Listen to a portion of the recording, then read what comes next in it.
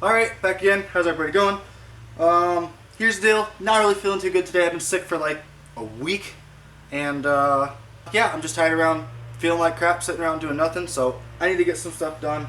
This motor's not going to build itself. So I'm going to go ahead and tear down the SR20 and do the bearings and all that. This is probably going to be a pretty crap video.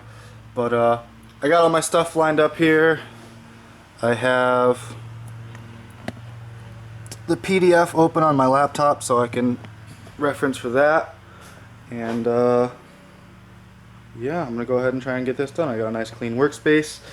I'm just gonna use this for assembly lube. It says it's good for that, so, and I got two different torque wrenches. I'm gonna kind of cross-reference both of them. I did them both. They're both accurate, exactly the same at 40 foot-pounds and 45 foot-pounds, so that's kind of like right in the middle there. So I figure if they're both accurate there, they should be both pretty good. But yeah, I don't know, torque wrenches kind of freaked me out, so I just want it to 100% make sure it's at the right torque. So I'm gonna kind of cross-reference with both of them here. But yeah, like I said, got all my stuff laid out, all the parts, got the hone, bearings, bolts, piston rings. I got a caliper here so I could do the, I'm gonna measure the crank with that. I also have plastic gauge so I can do the check the clearance of the bearings that way, so kind of a double precautionary there. But yeah, go ahead and do this. So you could, I don't know if you can see, but I'm sweating just standing here talking. Definitely have a little bit of a fever still, but I just need to get this done, so here we go.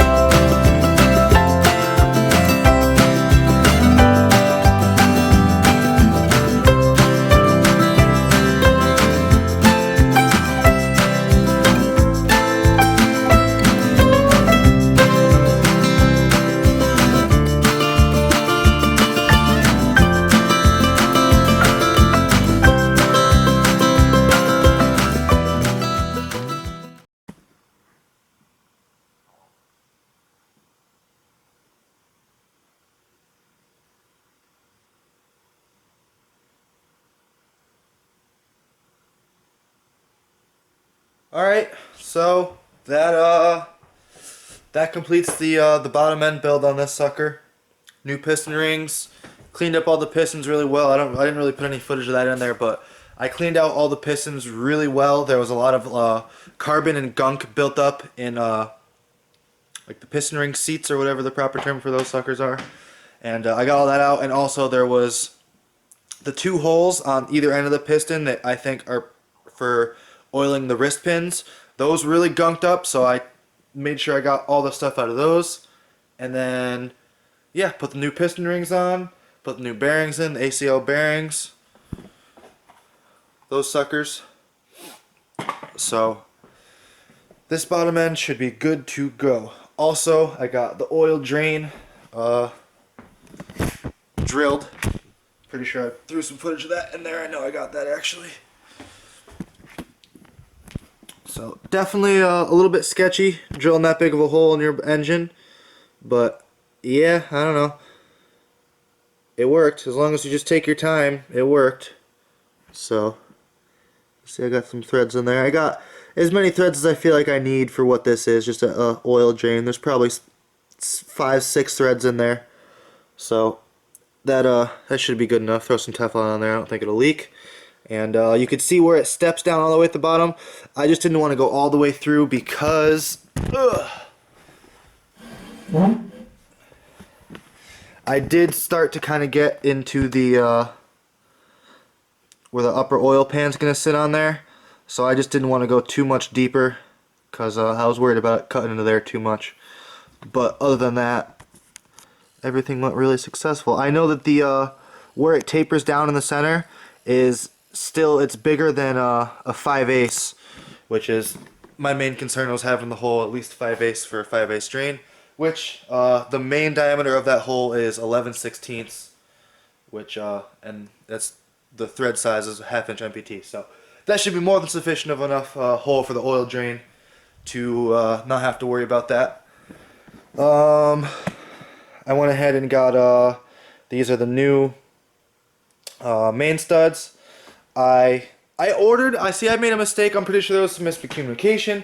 I was originally going to upgrade to the GTIR rod bolts because they're stiffer, and then I decided not to, and I think like there was some miscommunication there, and I still bought just like stock rod bolts. Didn't really realize until just now when I like had them out and opened the new ones out of the package that those are definitely, like, those need to be pressed in and out of those rods.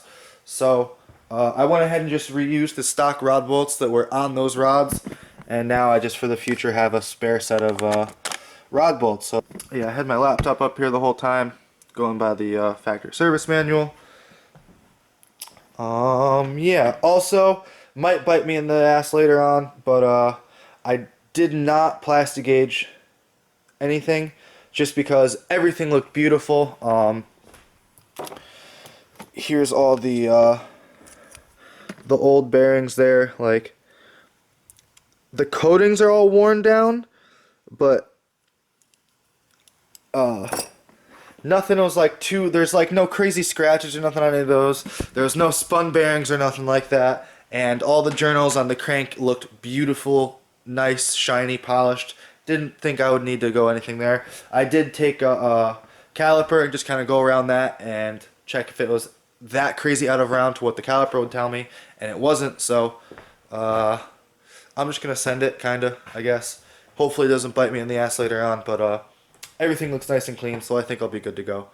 I was way more concerned when I first pulled the motor apart and saw one of the pistons had a stuck piston ring on it. The middle, or the second ring was stuck, like collapsed closed, so that's why this motor had low compression numbers in one cylinder. I was more concerned when I saw that, and then how gunked up all those piston ring slots were.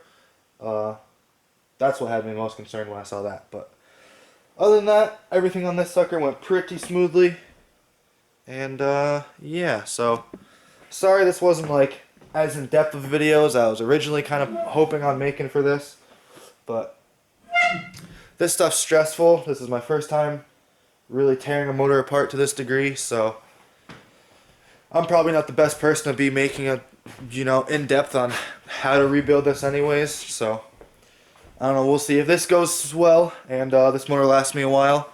I'm definitely going to go ahead and probably rebuild this one too, and that'll be the one that I'll do more in depth on, because I'll probably put upgraded rods and pistons in that one and the whole shebang. So this one will just be kind of be my little experiment. So yeah, that's gonna about do it for this one, I guess. So not sure what is gonna be coming up next time, but I definitely got some stuff coming up here because it's almost time to wrap up this SR20 swap and get everything going. So make sure you guys stick around for that, and I'll see you next time.